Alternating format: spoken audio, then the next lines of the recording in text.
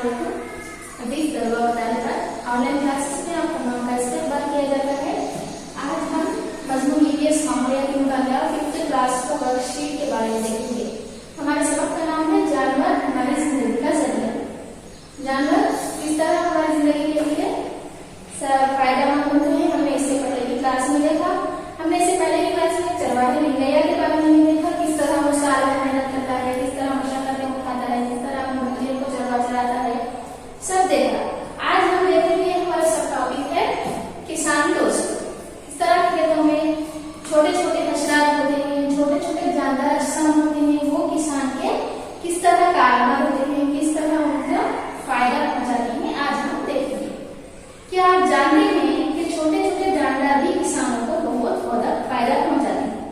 खेतों में छोटे छोटे जानदार अजसाम पाए जाते हैं, वो भी किसानों को फायदा पहुंचाते हैं। हम सबसे पहले केचुए के बारे में देखेंगे। केचुआ में यहाँ पर दिया गया है तस्वीर में। ये केचुआ दास्तान बयान कर रहा है। देखिए क्या कह रहा है, मैं मिट्टी के साथ साथ पौधों की नाकारा मादों को बतौर ग़िज़ा इस्तेमाल करता हूँ। ये क्या कर रहा, मिट्टी और पौधों के नाकारा मादों को, पौधों के नाकारा चीजें जो रहते उनको बतौर ग़िज़ा इस्तेमाल करता और मेरे अखराजी मादे जमीन को ज़रखेज़ बना दे। खेत में से जो खारिज होते हैं अखराजी मादे, वो क्या कर रहे, जमीन को ज़रखेज़ बना रहे, जमीन की ज़रखेज़ी में इजाफा कर रहे, जमीन को ज़रखेज़ बना रहे। मेरी वजह से जमीन गीली होती है और पौधों की जड़ों को ज्यादा मिकदार में हवा हासिल होती है। केचुआ क्या कर रहा, उसकी वजह से जमीन मसामदार और गीली हो रही है और उसकी वजह से पौधों के अंदर जो जड़ें पाई जाती है उन तक हवा आसानी से पहुंच रही है, जिससे पौधों की बेहतर नशोनुमा होती है और पैदावार में इजाफा होता है। उससे क्या हो रहा, पौधों की बेहतरीन नशोनुमा हो रही है और पैदावार में भी इजाफा हो रहा है। लेकिन क्रमशः शर्रियात के ज्यादा इस्तेमाल से हम फौत हो रही हैं। इसका क्या कहना है, जब किसान पौधों को जासिम में शर्रियात डालता है तो उसकी वजह से ये लोग खत्म हो रहे हैं। अब हम दूसरे जानवर के बारे में देखेंगे जो खेतों में रहते हैं। मैं मकड़ी हूँ, सेकेंड है यहाँ पे मकड़ी। हम मकड़ी के बारे में देखेंगे। यहाँ पर शक्ल दी गई है मकड़ी की। मकड़ी का क्या कहना है हम देखेंगे। मैं अपने शिकमी खुदूद से खारिज होने वाले लुआब से धागा बनाती हूँ, मैं इस धागे से जाल बुनती हूँ। मकड़ी क्या करती है, अपने खुदूद से निकलने वाले लुआब से मकड़ी का जाल बनाती है, मकड़ी का जाल बनती है। तो जाल को बुनने से क्या होता है, इस जाल में ऐसे कीड़े हशरात जो फसलों को नुकसान पहुंचाते हैं, ऐसे हशरात आकर इसमें कैद हो जाते हैं, मकड़ी के जाल में आकर फंस जाते हैं और मैं इन्हें खा जाती हूँ। इस तरह फसलों को नुकसानदार हशरात से बचाती है। मकड़ी क्या कर रही, फसलों को नुकसानदार हशरात से बचाती है, नुकसानदार हशरात से बचाकर किसान की मदद करती है।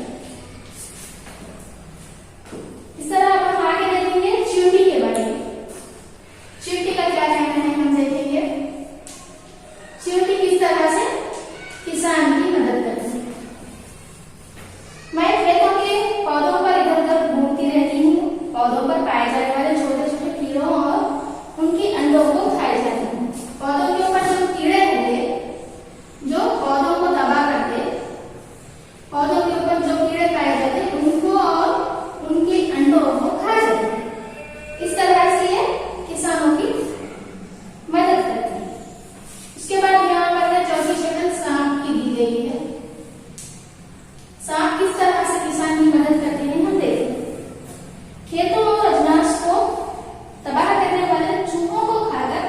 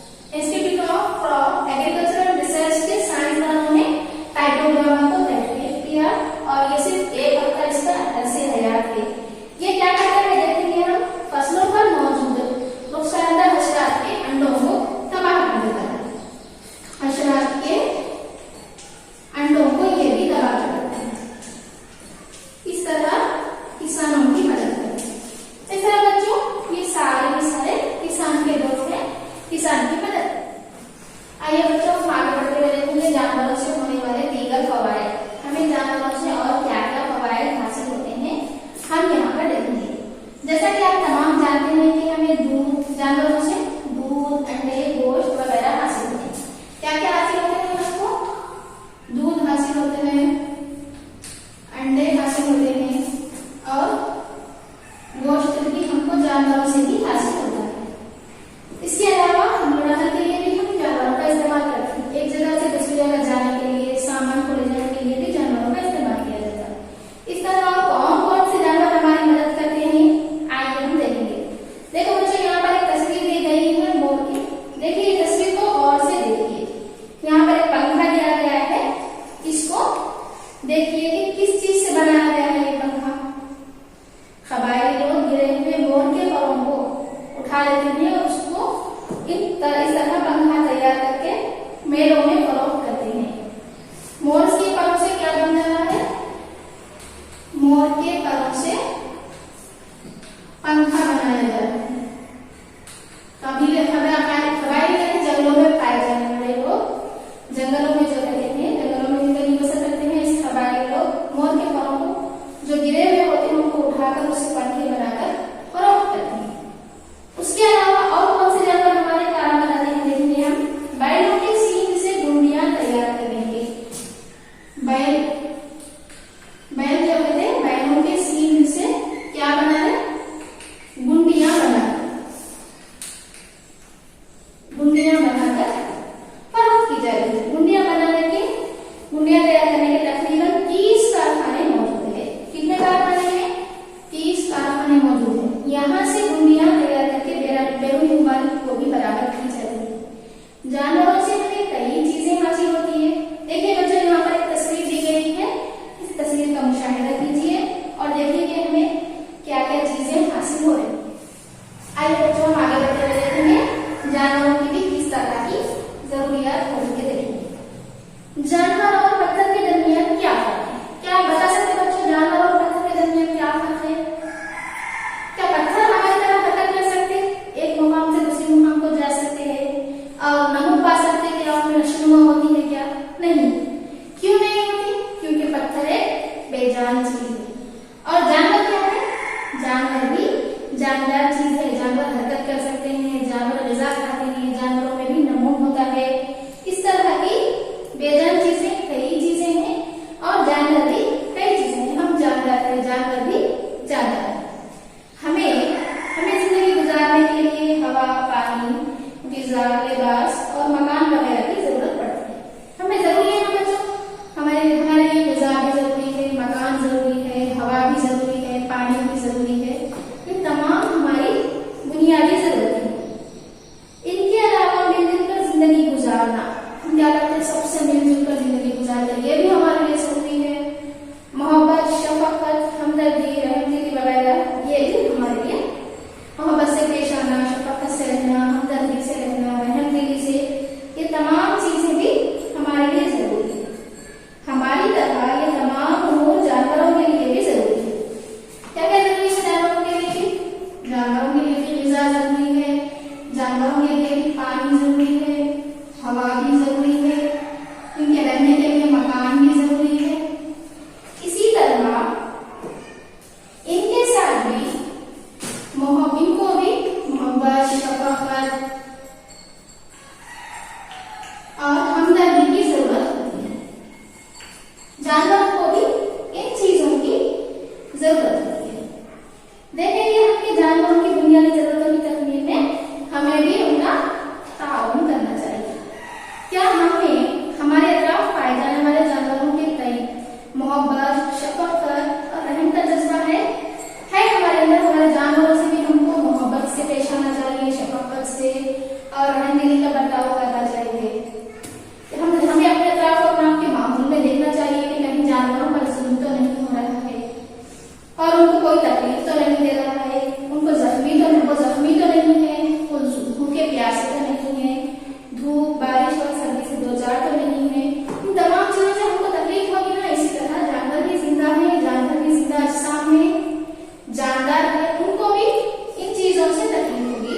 तो हमें भी जानवरों के लिए, जानवरों के तय रहमदिली से पेश आना चाहिए, मोहब्बत शफकत से पेश आना चाहिए। आइए बच्चों, हम यहाँ पर देखते हैं, हमें 6 सवाल दिए गए हैं। पहला सवाल